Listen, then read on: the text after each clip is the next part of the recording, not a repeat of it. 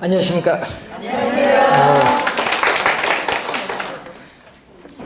자, 여러분 교재에 261페이지 공급자 금융이 되겠습니다.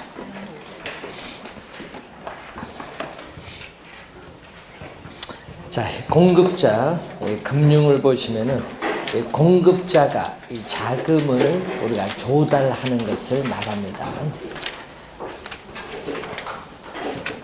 자, 제일 먼저 나오는 게 니츠가 제일 먼저 나오고 있습니다. 자, 이 니츠는 뉴스 신문에 보면 우리 니츠를 많이 하죠. 그래서 부동산 투자 신탁이라고 번역을 하기도 하고, 이 부동산 투자 회사에 관한 법률이 있습니다. 이 부동산 투자 회사에 관한 이 법률은 2001년 2월 임시국회를 통과해서 우리가 7월 1일부터 시행을 한 제도입니다. 그러니까 뭐 지금 한 18년 정도 됐죠. 2001년이니까. 그래서 이 부동산 투자 회사에 관한 법률에서는 이 니츠를 뭐라고 번역하냐 하면요, 부동산 투자 회사라고 번역을 해요. 이 부동산 투자 회사에 관한 법률에서는 니츠를 부동산 투자 회사라고 지칭을 합니다. 자, 그래서 이 니츠는 소액 자금을 가진 투자자들의 자금을 모아요. 그래서 대규모 자금을 만들어서 이 자산 운영 전문 인력이 부동산이라든지 업무용 부동산이죠, 또는 임대용 부동산, 또는 부동산 관련 증권 등의 투자에서 발생한 수익을 투자자들에게 투자한 지분에 따라 배당의 형식으로 되돌려주는 제도를 말하는데, 본인이 직접 부동산에 투자해서 수익을 발생시키는 제도가 아닙니다. 직접 투자가 아니라 뭐다? 간접이다. 그 간접이라는 의미는 뭐예요? 자산운용 전문 인력이 투자하기 때문에 간접 투자다. 그리고 간접 투자이면서 이 니츠 자체가 하나의 상품이 돼요. 자, 니츠 자체가 하나의 뭐가 된다? 상품이 된다. 간접 투자이면서 니츠 자체가 하나의 상품이 된다는 그런 내용입니다. 자, 우선은 이 니츠는 간접 투자 상품이고요. 여러분 뒤에서 또 우리가 배우시게 될 부동산 펀드라고 있죠. 이 자본시장과 금융투자업에 관한 법률에서 나타나는 이 부동산 이 집합투자기구를 부동산 집합투자기구를 일명 우리는 부동산 또 펀드라고 해요. 여러분 펀드 뭐 가입은 한 번씩 다 해보셨을 텐데, 이 펀드도 본인이 직접 투자하는 것이 아니라 어떻게 돼요? 또 펀드 전문가들이 투자하죠. 이것도 간접 투자 상품이에요.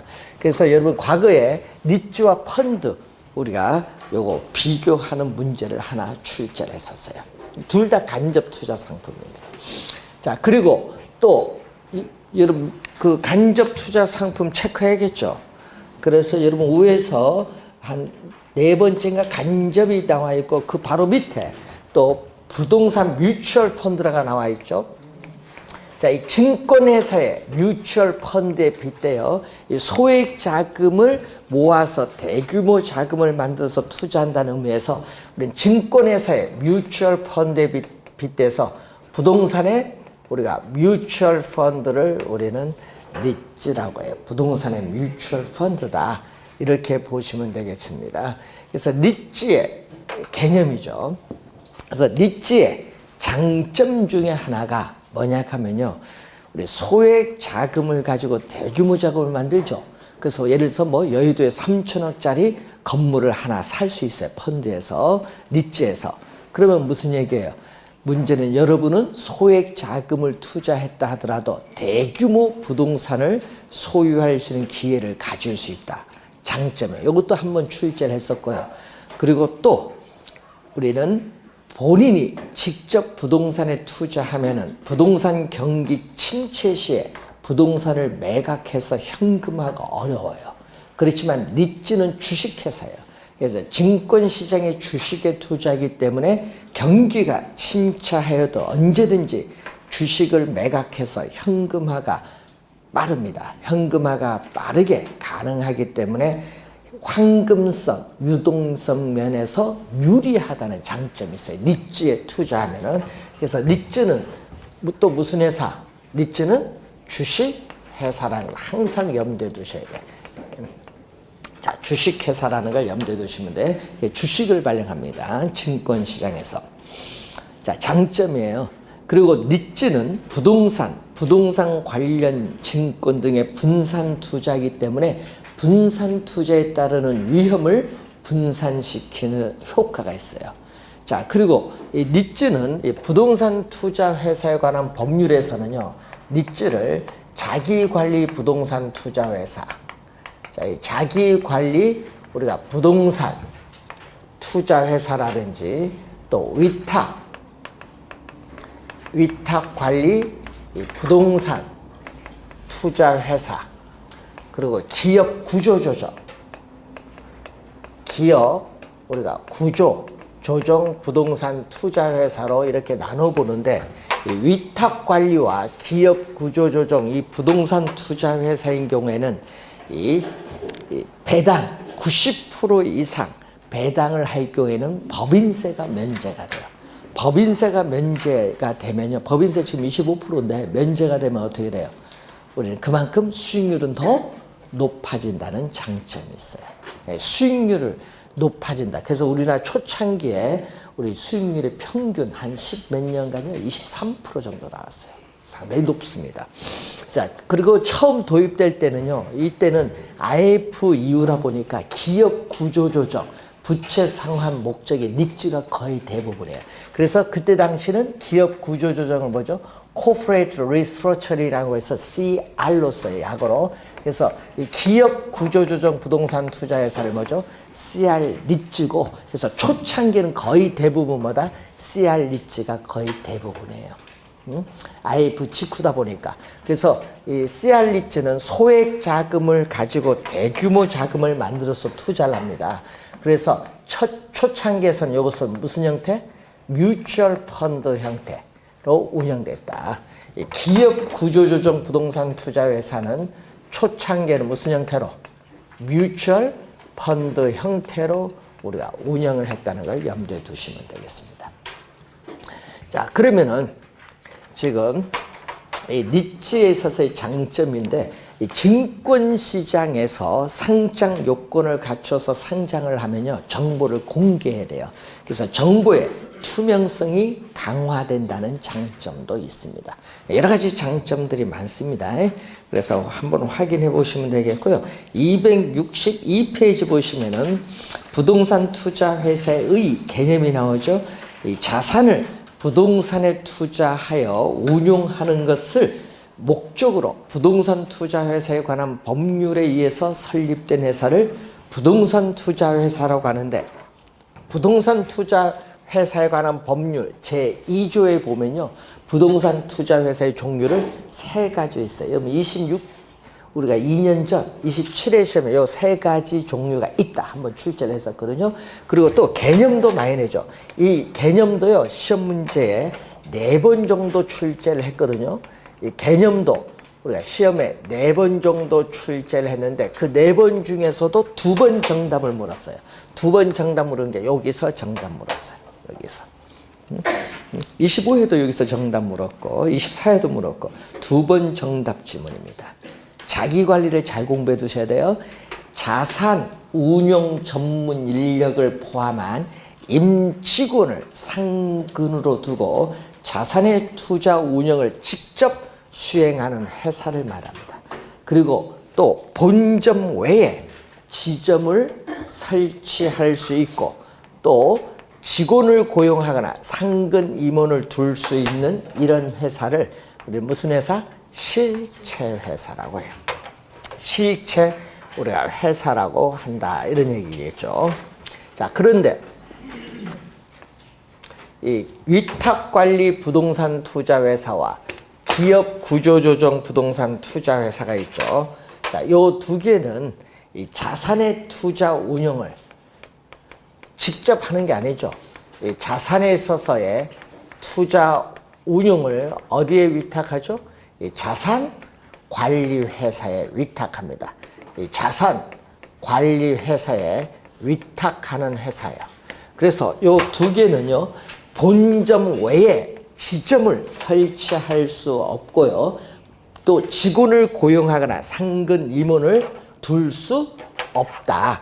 이런 회사를 우리는 명목회사라고 해요. 명목회사. 예. 명목회사라고 하고 이것을 paper company라고 하죠. paper company는 서류상으로만 존재하는 회사. My paper company 많이 이제 또 여러분 들어본 용어일 거예요. 뉴스나 이런 데서 보면은. 자, 우선은 이 내용을 한번 개념하고 회사의 형태를 한번 받고, 자, 여러분 부동산 투자 회사에 관한 법률 조문이 최근에 시험에 나오는데 262페이지 제3조 법인격을 보면은 우선 주식회사입니다. 자, 이 항 보세요. 부동산 투자 회사는 이 법, 부동산 투자 회사에 관한 법률에서 특별히 정한 경우를 제외하고는 상법에 적용받아요. 상법상 주식회사입니다. 자, 그리고 세 번째 3항 부동산 투자 회사는 그 상호에 부동산 투자 회사라는 명칭을 사용하여야 한다. 하여야는 반드시라는 의미입니다. 할 수 있다와 하여야 한다가 다릅니다. 자, 그래서 뭐 예를 들면 미래 부동산 투자 회사 이렇게 부동산 투자 회사의 명칭이 꼭 있어야 돼요. 자, 그리고 제5조 주식회사니까 발기인을 모집해서 발기인 총회를 해서 설립을 해야 돼요. 그래서 부동산 투자 회사는 발기 설립의 방법으로 하여야 한다. 주식회사니까. 자, 이 항 보세요. 부동산 투자 회사는 현물 출자에 의한 설립을 할 수 없다. 없다의 동그라미. 시험에는 있다로 자주 출제를 하고요. 자, 제6조. 제6조는 2년 전에 시험 문제 많이 나오는데 여러분이 2년 전에도 정답을 또 물었어요. 정답을 한 3번 정도 물었는데 2년 전에 또 물었거든요. 자, 부동산 투자 회사의 설립 자본금인데 자기관리 부동산 투자 회사는 얼마죠? 5억 원 이상으로 한다. 5억 원 이상이어야 한다는 거고, 위탁관리 부동산 투자 회사와 기업 구조조정 부동산 투자 회사는 얼마? 3억 원 이상이어야 된다. 그래서 여러분 여기가 좀 자주 주의하셔야겠죠. 설립 자본금이 이제 나와 있습니다. 자, 그리고 거기 보시면은 8조에 2 보세요. 자기관리 부동산 투자 회사는 그 설립 등기일부터 며칠? 10일 이내에 대통령령으로 정하는 바에 따라 설립 보고서를 작성하여 국토교통부 장관에게 제출해야 된다. 10일 이내고요. 또 2항 보세요. 자기관리 부동산 투자회사는 제1항에 따르는 설립 보고서를 우리는 제출한 날부터 3개월 후입니다. 3개월 후에 대통령령으로 정하는 바에 따라 설립 이후에 회사 현황에 관한 보고서를 작성하여 국토교통부 장관에게 제출하여야 한다. 반드시. 10일 이내 3개월 후 주의해 두시고, 자, 제10조. 자, 제10조는 최저자본금입니다. 자, 최저자본금을 묻는데, 설립 자본금이죠. 자, 영업인가를 받거나 등록을 한 날부터 6개월까지를 최저자본금 준비 기간이라고 해요. 그래서 6개월이 지난 자기관리 부동산 투자회사의 자본금은 얼마? 70억 원 이상이어야 한다. 최저자본금은 그래서 70억 원이 되겠고, 위탁관리 부동산 투자회사와 기업 구조조정 부동산 투자회사의 최저자본금은 얼마? 50억 원 이상이어야 한다. 각각 50억 원이 최저자본금이 됩니다. 최저자본금은 50억. 시험에 나오면요, 요 두 개를 좀 우리가 나올 때 좀 주의를 좀 많이 해 두셔야 돼요. 자, 우선 최저자본금이고, 제14조에 8을 보면은 주식 공모가 나오죠. 자, 주식 우리가 공모가 나오는데, 주식 공모를 보면은 기업 구조조정 부동산 투자회사는 의무사항이 아니다. 사모 개별 모집도 가능한데, 우선 요 두 가지를 보죠. 자, 2항 봅니다. 14조의 8, 관련해서 이 항을 보시면은 부동산 투자회사는 영업인가를 받거나 등록을 한 날부터 몇 년? 2년. 옛날에 1년 6개월에 바뀌었거든요. 2년 이내에 우리가 발행한 주식 총수의 몇 프로? 30% 이상. 100분의 30, 여러분 100분의 30은 30%거든요. 100분의 30 이상을 일반에 어떻게 돼? 청약에 제공하여야 한다. 몇 년? 2년 이내에 30% 이상을 일반에 청약에 제공하여야 한다. 30% 이상. 자, 그리고 거기에 보시면은 그 사망 보세요. 다음 각 코에 어느 하나에 해당하는 경우에는 제2항에도 불구하고 주식을 일반의 청약에 제공하지 아니할 수 있다. 두 가지가 있어요. 제1로 보세요. 부동산 투자회사가 영업인가를 받거나 등록을 한 날부터 2년 이내에 국민연금공단이나 그 밖에 대통령령으로 정하는 주주, 예를 들면 우리가 공무원연금공단, 사학연금 이런 게 있죠. 이런 대통령령으로 정하는 주주가 단독이나 공동으로 인수 또는 매수한 주식의 합계가 부동산 투자회사가 발행한 주식 총수의 30%를 이상인 경우에는 일반의 청약에 제공하지 아니할 수 있다. 자, 제2호 보세요. 부동산 투자회사가 보유하거나 개발할 건축물의 연면적의 몇 프로? 70% 이상을 임대주택으로 제공하는 경우가 그렇습니다.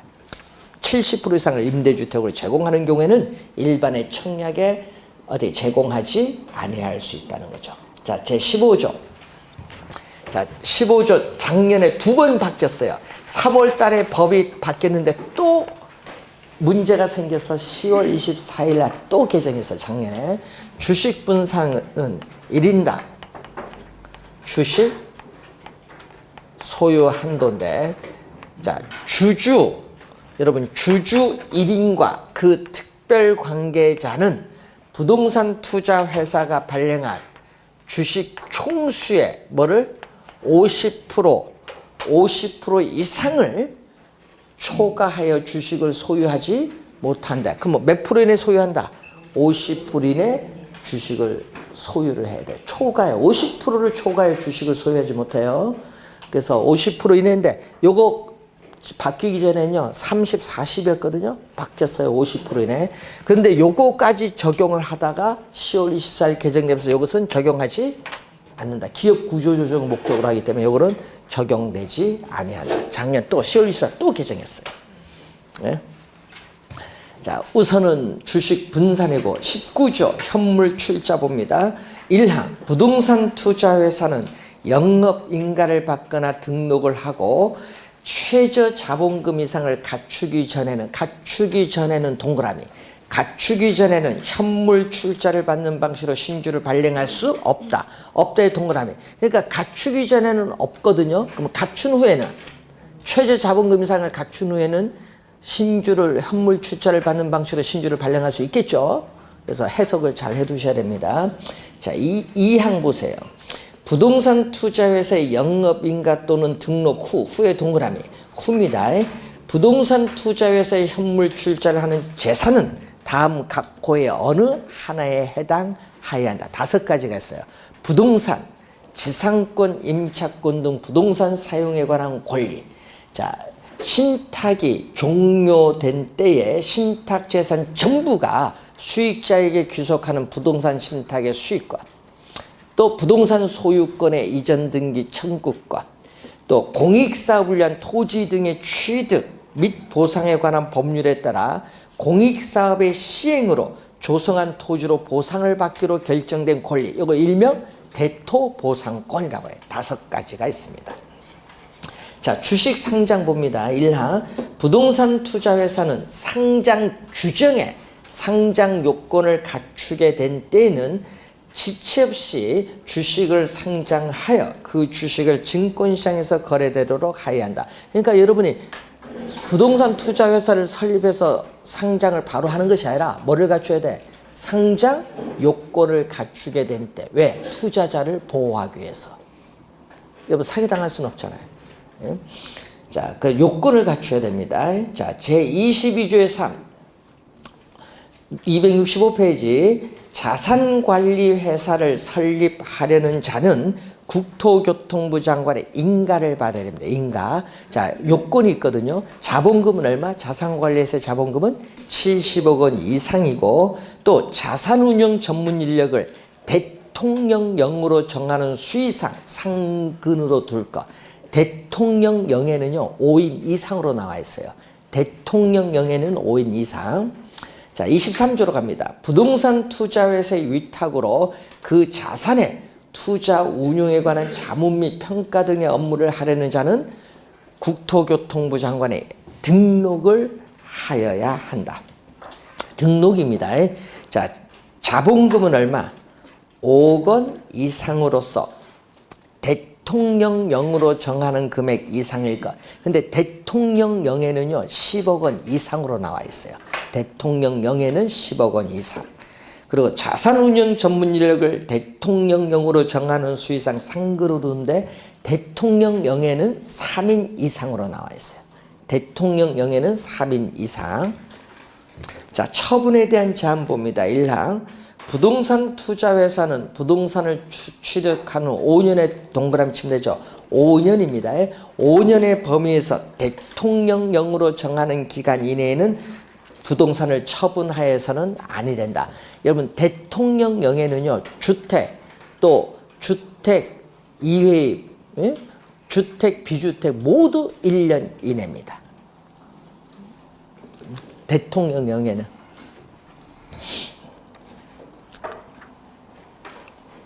주택, 비주택 모두 1년 이내. 대통령령에는. 자, 자산의 구성 25조로 갑니다. 자, 부동산 투자회사는 최저 자본금 준비 기간이 끝난 후에는 우리가 매 분기말 현재, 자, 매 분기말 현재 총 자산의 몇 프로? 총 자산의 80%, 100분의 80, 80%거든요. 80% 이상을 부동산 관련 증권 및 현금으로 구성하여야 한다. 이 경우 70% 이상은 부동산이어야 한다. 이어야는 반드시에요. 80% 이상 중 70% 이상 부동산이어야 됩니다. 요 두 가지를 말하고요. 여기서는 기업 구조조정을 목적으로 하기 때문에 여기서는 기업 구조조정 부동산이 몇 프로 이상이 된다? 여기는 기업 구조조정 부동산이 70% 이상이어야 돼요. 자산의 구성을 받습니다. 자, 그리고 배당으로 갑니다. 28조. 자, 배당 1항 보세요. 부동산 투자회사는 해당 연도 이익 배당 한도의 90% 이상을 우리 주주에게 배당하여야 한다. 이 경우 이익 준비금은 적립하지 아니한다. 90% 이상입니다. 자, 2항 예외가 나옵니다. 제1항에도 불구하고 자기관리 동그라미. 자기관리 부동산 투자회사인 경우는 올해 12월 31일까지 해당 연도 이익 배당 한도의 몇 프로? 50% 이상을 주주에게 배당하여야 하며 이익 준비금을 뭐한다? 적립할 수 있다. 적립할 수 있다. 예외가 나오는데 그 중에 거기 1항 거기 1, 2가 나오죠. 기억리는 한번 보세요.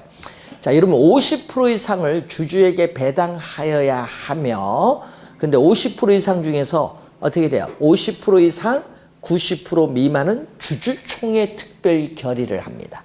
그리고 90% 이상은 뭐를 주주총회 결의로 해요. 50% 이상 중에서도 두 가지. 요거 작년 3월 달에 법 개정됐어요. 개정된 거기 때문에 좀 주의해 주셔야 됩니다. 그리고 3항 보세요. 위탁관리 동그라미. 위탁관리 부동산 투자회사가 제1항에 따라 이익을 배당할 때에는 이익을 초과하여 배당할 수 있다. 이 경우 초과 배당금의 기준은 해당 연도 감가상각비 범위에서 대통령령으로 정한다. 2항, 3항 예외가 나와 있는데 하여튼 원칙은 1항이죠. 차입 및 사채 발행 2항 봅니다. 자금 차입 및 사채 발행은 자기 자본의 2배를 초과할 수 없다. 그러니까 초과할 수 없다 했잖아요. 그럼 자기 자본의 2배 이내를 원칙으로 해요. 예외가 나오죠. 다만 주주총회 특별 결의를 한 경우에는 그 합계가 자기 자본의 10배를 넘지 아니하는 범위에서 자금 차입 및 사채 발행을 할 수 있다. 그러니까 여러분 자금 차입 사채 발행 할 수 있다 없다? 있죠. 여러분 2년 전에는 없다로 출제했어요. 있습니다. 자, 그래서 그 표를 여러분이 거기에 밑에 또 해놨습니다. 따로. 자, 268페이지에 부동산 신디케이션. 자, 부동산 신디케이션은 다수죠. 여러분 이때 다수는 수백 명이 될 수도 있고 수천 명이 될 수도 있고 수만 명이 될 수도 있어. 다수의 우리가 소액 자금을 가진 투자자들의 뭐를 모아요? 자금을 모아요. 다수의 투자자들의 자금을 모으고요. 또 우리는 개발업자, 이 개발업자의 부동산 개발 사업에 대한 전문적인 노하우, 전문성을 서로 결합을 해요. 결합을 해서 공동으로 부동산 개발 사업을 수행을 하는 것을 부동산 신디케이션이라고 해요. 그래서 이 두 가지를 결합을 한 거죠. 이 결합, 이 결합한 투자자 집단, 이 투자자 집단을 부동산 신디케이션이라고 해요. 자, 여러분 부동산 신디케이션은 투자자들이 개발 사업에 필요한 자금을 대기 때문에 요거는 지분입니다. 지분, 금융 방식으로 자금을 조달하고 있다. 무슨 방식? 지분 금융 방식으로 자금을 조달하고 있어요. 그리고 요거는 간접 투자가 아니라 뭐죠? 투자자들이 자금을 내서 직접 개발 사업에 참여하잖아요. 그렇기 때문에 직접 투자다. 간접 투자가 아니라 우리는 직접 투자라는 것을 기억해야 되겠죠. 간접 투자가 아니라 직접 투자. 신디케이션은 요걸 염두에 두셔야 되겠죠. 자, 그래서 부동산 우리가 관련해서 여러분 신디케이트 맨 밑에 보면은 이 신디케이션이 부동산을 취득을 해서 개발하고 관리하고 운영하고 매도하기 위해서는 이 법인의 형태를 가져야 되는데 이것을 신디케이션 회사 또는 신디케이트라고 해요. 신디케이트라고 하고, 그리고 우리는 이 개발업자, 부동산 개발 사업인 경우에는 이 개발업자 자신이 신디케이터가 되기도 해요. 이 자신이 신디케이터가 되는데 이 신디케이터로서는 개발 회사일 수도 있고 건설 회사일 수도 있고 니즈 회사일 수도 있다. 이런 얘기죠. 그래서 269페이지에 위에서 두 번째 보시면은 이 신디케이션의 결성에 주도적인 역할을 하고 결성된 신디케이션의 운영과 관리의 책임을 지는 법인이나 자연인을 신디케이터인데 우리가 부동산 개발 사업일 경우에는 개발업자 자신이 신디케이터가 됩니다. 자, 신디케이션의 운영 보면은 결성 시기에 보면요.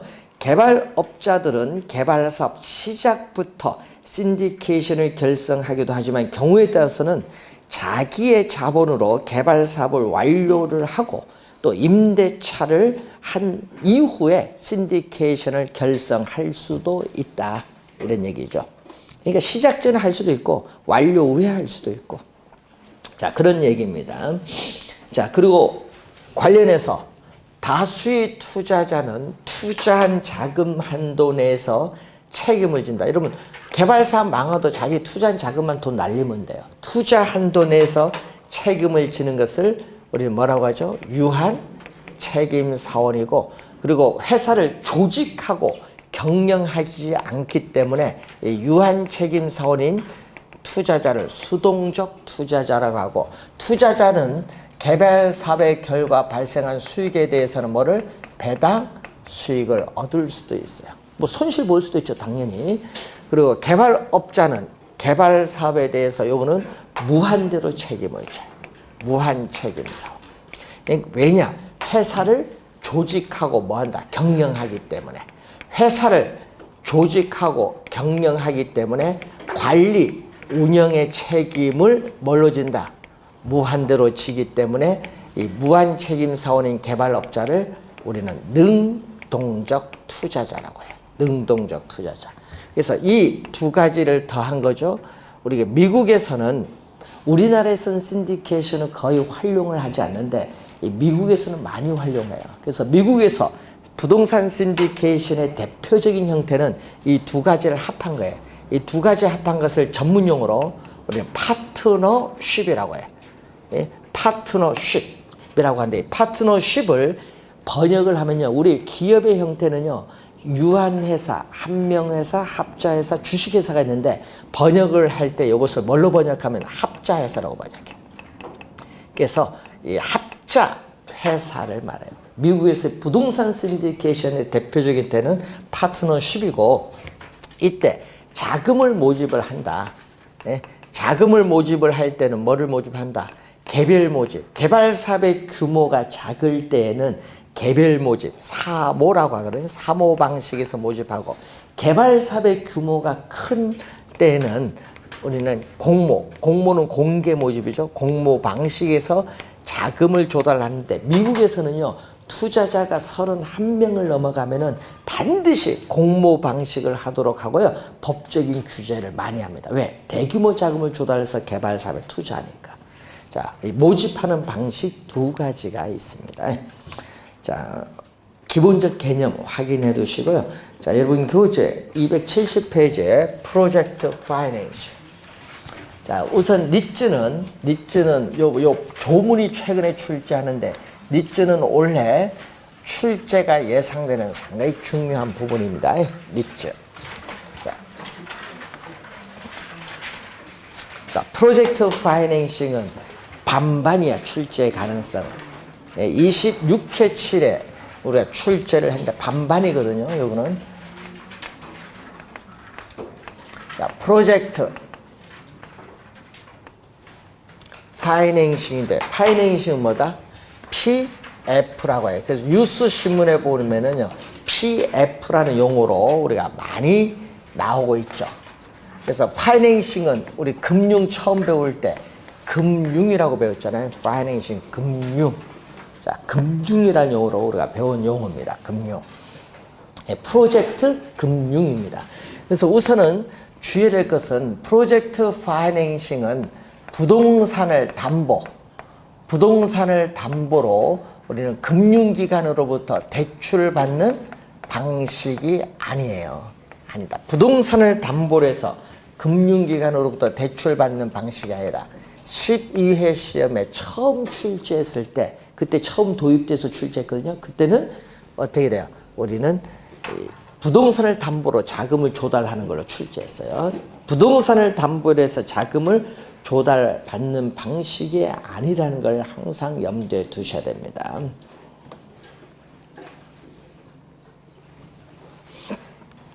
자, 그러면은 프로젝트 파이낸싱은 사업주, 스폰서라고 하는데 이 사업주, 스폰서가 뭐 대규모 자금이 소요되는 특정 우리 프로젝트 개발 사업을 하고자 하는데 문제는 이미 금융기관으로부터 융자를 받아서 사업을 하고 있는데 더 이상 금융기관은 이 개발 사업에 융자를 안 해주려고 해요. 그러면은 개발 사업은 꼭 하고 싶다. 그러면은 사업주는 뭐 한다? 출자를 하겠죠. 출자를 해서 이 사업주와는 법률적, 회계적으로 관련이 없는 독립적인 회사인 이 특수법인을 하나 만들어야 돼요. 이 특수법인을 요즘 여러분 뉴스에 보면은 프로젝트 시행회사라는 용어를 많이 있죠. 뭐 시행회사, 뭐 시공회사, 뭐 많이 듣는데 시행회사를 하나 만들어야 시행회사를. 자, 그러면은 출제해서 만드는데 이것은 서로 관련이 있다 없다? 없어. 전련됐어요. 독립적인 회사예요. 그래서 이 특정 프로젝트 개발 사업은 미국에서는요. PF를 유전개발 사업을 하기 위해서 도입된 제도거든요. 그래서 유전개발 사업, 우리나라 유전 없잖아요. 그럼 우리는 뭐 해? 건설업체들의 아파트 개발 사업, 또 고속도로 개발 사업, 항만 개발 사업, 고속전철 개발 사업 등에 많이 이용을 해요. 그래서 우선은 돈이 많이 들어요. 이 그러니까 이 하나의 사업하는데 대규모 자금이 소요되고 또 공사기간도 오래 걸리는 거예요. 그러니까 공사기간 오래 걸리니까 자금 회수가 쉬워요, 어려워요? 어렵지. 공사기간이 장기간 걸리는 특정 프로젝트 개발 사업이에요. 문제는 부동산을 담보로 해서 자금을 대출받는 것이 아니라 이 개발 사업에 뭐를 담보로 한다? 미래의 수익성. 이걸 담보로 합니다. 예? 이걸 담보. 그러니까 미래의 수익성이 없으면은 담보 제공이 될까요? 안 될까요? 안 되죠. 수익성이 있어야 돼. 그럼 수익성이 있는지 없는지 진짜 대출해주는 금융기관은 판단을 잘 해야 됩니다. 그래서 이 미래의 수익성을 담보로 프로젝트 시행, 사업주가 아닙니다. 이 특수법인인 프로젝트 시행회사의 대차, 대조표상 부채, 부채가 있거든요. 자산 부채 나올 때 부채로서 뭐를 발행하냐면 회사의 채권을 발행해요. 회사 채를 발행합니다. 자, 회사채를 발행해서 개발 사업에 필요한 자금을 조달하는데 문제는 이 회사채를 발행했지인데 회사채가 수익성이 인수면 인수를 하는데 수익성이 없으면 인수를 못해요. 그러면은 이 개발 사업 하지 못하는 거죠. 그래서 수익성이 있는지 없는지 그것을 누가 판단해야 돼? 시행회사가 판단하는 것이 아니라 대출해주는 이 사람들이 판단해야지. 그래서 대주단에서 판단해야지. 그래서 A라는 은행, 한 은행이 대출해주면 너무 위험이 높아서 금융기관 망할 수도 있어요. 그래서 한 은행이 대출 안 해줘요. A 은행이 주 간사은행이 되면서 다른 은행들을 끌어당기는 거죠. 이렇게. 예? 다른 은행들을 이렇게 끌어당겨요. 그래서 여러 은행이 회사채를 뭐 한다? 공동으로 인수해서 위험을 뭐 한다? 금융기관 사이의 위험을 분산시켜요. 자, 이렇게 어떻게 돼요? 회사채를 여러 금융기관이 공동 인수하는 것을 전문용어로 신디케이션 론이죠. 신디케이션 형태로 론, 대출을 해준다. 신디케이션 형태로 대출을 해준다는 거예요. 론. 자, 신디케이션 형태로 대출을 해준다는 것을 염두에 두시면 돼요. 자, 그런데 문제는 그래서 대출을 해주기 위해서는 시행회사는 수익성이 있다는 여러 가지 자료를 정보를 누구에게? 금융기관에 제출해서 사기가 아니라는 걸 보여줘야 돼. 예? 그래서 정보의 비대칭성이 점점 줄어드는 거예요. 예? 그러면 사기가 아니고 수익성이 괜찮다 하면 대출해주죠. 그래서 개발 사업에 필요한 자금을 누구 입장에서? 우리는 대출자 입장에서, 대출자를 다른 말로 뭐라고 해요? 저당 투자자. 대출자인 저당 투자자 입장에서 자금을 대출해주면 뭐를 받아요? 이 대출금에 대한 이자를 받는데, 또 여러분이 27회 시험에 출제했었죠. 2년 전에 프로젝트 파이낸싱의 금리는 일반 기업의 대출금리, 여러분 일반 기업의 대출금리가 예를 들어서 2%다. 2%면 PF금리는 10% 이런 식으로 상당히 높아요. 예? 그런데 여러분 우리 은행 있죠? 예? 시중은행들은 PF 대출 안 해줘요. 왜? 여러분 위험이 너무 높으니까 예? 금리 높게 한다도 나중에 문제 생기니까 대출을 안 해줘. 그러니까 어디서 대출해줘? 여러분 높은 예금금리 받는 저축은행에서 이런 데서 대출해주다가 저축은행이 다 망한 거예요. 왜? 사기 당하는 거지 뭐. 네? 그래서 여러분이 은행도 사기 당하는데 개인이 또 그런 걸 한다? 사기 당하려고 하는 거지. 그래서 그 유명한 조이팔 사건, 2조 원 사기 사건이야, PF. 서해안 유전이 어디 있어? 유전 개발하는데 2조 사기 쳤지. 그 아직까지도 소송 중이래요. 투자자들. 그 투자한 사람들 난 이해가 안 가. 은행도 아닌데. 대단하십니다. 그게 훅 가더라고요. 자기도 모르는 사이에 돈을 벌써 갖다 바쳐. 예? 예? 엄청나게 4조 가까운 돈 중에 2조가 PF야. 예? 예? 예. 그래서 그런 게 이제 상당히 이제 문제죠. 그거 얼마나 유명했으면 영화까지 나왔겠어. 예? 예? 그래서 하여튼 사기의 PF는 조심해야 돼요. 그런데 이제 주의해야 될 것은 이 특정 프로젝트 개발 사업에 미래의 현금 흐름이 있을 거 아니야. 이 사업으로 돈 들어오는 것도 있고 나간 것도 있을 거 아니에요. 이 현금 흐름을 가지고 뭐를 잡아? 회사채에 대한 회사채 발행했으니까 회사채에 대한 상환의 재원으로 보는데 수익이 있어야 오는 거예요. 수익이 없으면 돈 들어오는 거 없고 나가는 것만 있을 거 아니에요. 공사비. 그럼 망하는 거예요. 그래서 여러분 용산 국제업무지구 있죠? 그거 1조 원 갖고 시행해서 만들었거든요. 출자를 1조 원 했어. 그 1조 원 돈 다 날렸어요. 왜? 2007년부터 부동산 폭락을 해서 개발 사업을 6, 7년 동안 못했잖아요. 7년 동안 돈 1조 날렸어요. 지금 소송 중에 있어, 그것도. 왜? 투자한 게 은행만 했겠어? 또 뭐도 했겠어? 건설회사, 예? 설계회사 다 했는데, 그러니까 소송 중이지, 지금도. 근데 누가 빠졌어? 철도청만 딱 빠지. 땅 빼버렸지, 뭐. 자기들. 예? 그래서 그 철도청이 책임 좀 져야 된다 해서 소송 중에 있어. 철도공사죠. 그래서 이게 상당히 이제 위험성이 높아요. 근데 개발사업 망했으면 어떻게 돼요? 망하면은 대주단은 프로젝트 시행회사가 가지는 자산, 미래의 현금 흐름에 대해서만 원리금 상환을 요구할 수 있지 사업주에는 원리금 상환을 요구할 수 없다. 그래서 사업주는 개인적인 채무가 없는 뭐를 원칙? 비소급. 요것도 한 4번 출제를 했네요. 잘 알아야 돼. 비소급 금융. 19회 시험엔 또 정답으로 물었죠. 비소급 금융을 원칙으로 해. 개인적 채무가 없는. 그런데 일정 부분 요 보증하면 어떻게 돼요? 이 개발 사업의 사업주도 나는 10% 보증하겠다. 그럼 보증 부분은 책임을 져야 돼요. 책임을 져야 되니까 그건 뭐죠? 보증 부분에 뭐 한다? 제한. 보증 부분에 제한을 둬서 거기는 원리금 상환을 청구할 수 있죠. 그래서 제한 소급 금융인 경우가 일반적이다. 자, 또 사업주가 가지는 장점. 또 요거 뭐 우리 19회 시험에 또 정답으로 또 물었죠. 사업주가 가지는 장점은 어떻게 돼요? 프로젝트 시행회사가 조달한 자금을 사업주가 이용을 해요. 그리고 사업주는 자신의 대차대조표상 부채로 회사채를 발행한 것이 아니죠. 재무구조에 아무런 영향이 없어. 그래서 사업주는 그래서 장부 외에 자신의 대차대조표상 부채로 발행하지 않기 때문에 장부 외에 자금을 융통하는 효과가 있기 때문에 이전보다 더 많은 대출을 받은 거잖아요.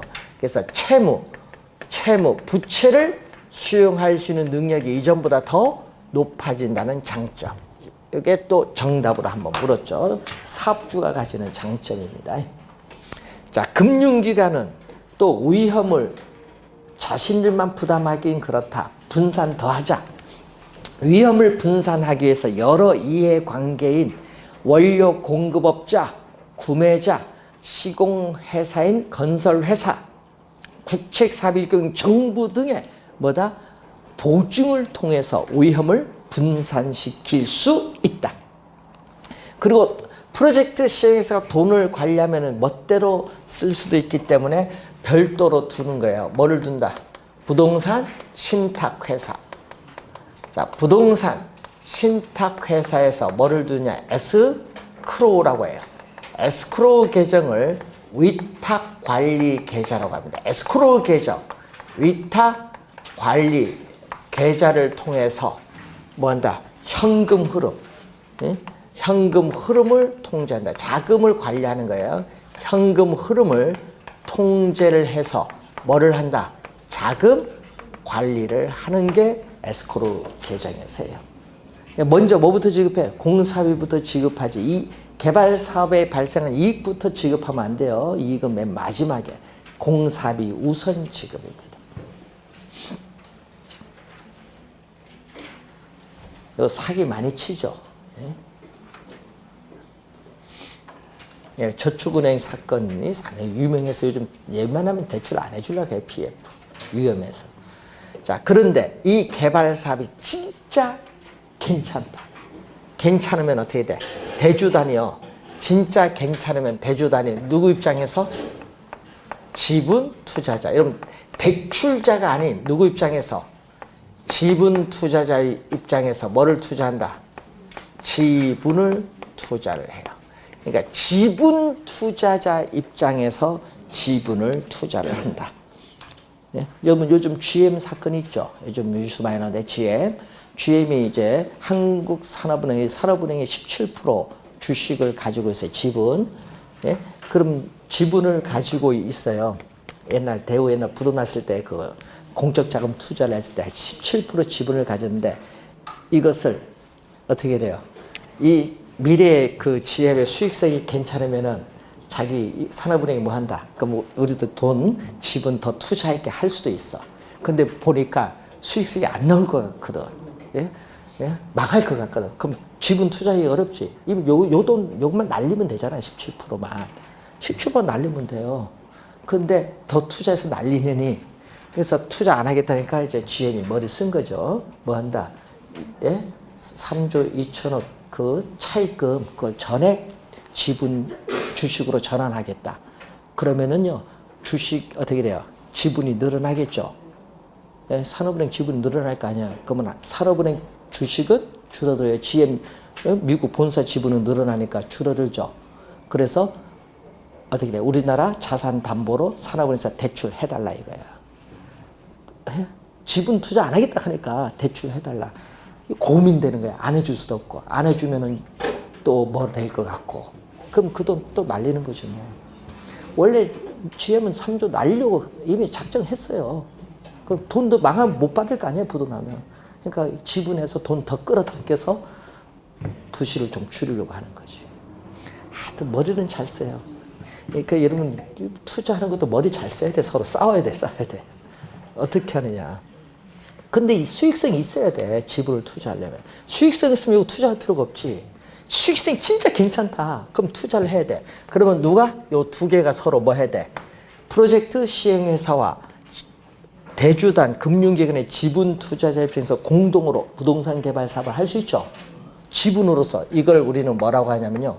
조인트 벤처라고 해요. 조인트 벤처. 자, 조인트 벤처 270페이지 맨 위에 나와요. 그래서 조인트 벤처인데 뭐죠? 소수의 개인이나 기관 투자자로 구성됩니다. 우리가 신디케이션은 다수의 투자자지만은 우리는 조인트 벤처는 소수의 개인이나 기관 투자자로 구성됩니다.